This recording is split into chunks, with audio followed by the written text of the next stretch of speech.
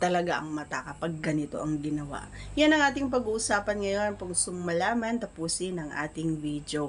Disclaimer din, ang videos po natin ay para lamang po sa may bukasang kaisipan at may malawak na pang-unawa. Kung wala po tayo nito, maaari na lamang pong mag-skip at mamili ng mga videos na nararapat para sa inyo. Alright.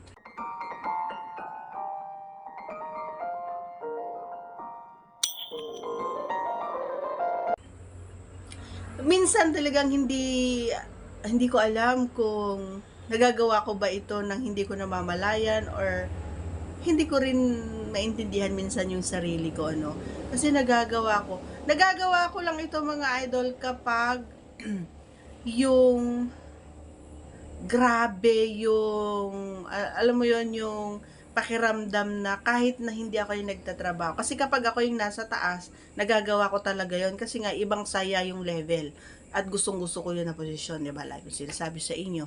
Pero kapag ako yung nasa baba, ibig sabihin nun, so kailangan galingan mo, kasi nga bibihira or hindi talaga ako natatapos pagdating doon. Pero may mga time din na siguro may kaunti lang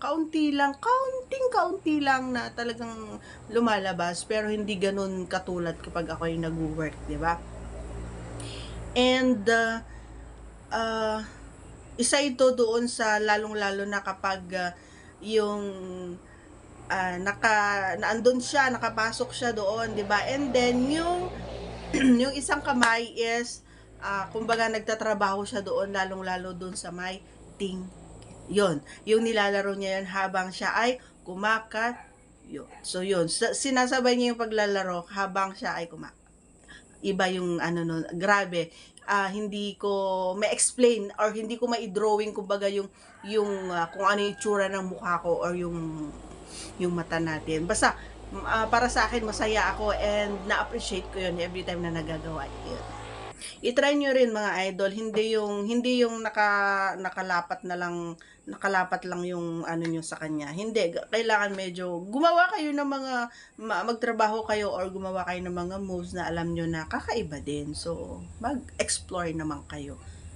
Walang problema yun sa amin. Pag nag-explore ang lalaki, napakaganda at napakasaya. Okay? So, that's all for today's video. Once again, if you are not yet connected, please do subscribe and click our tiny notification bell so that you'll be updated every time we have a new upload videos. Bye! See you again on our next vlog.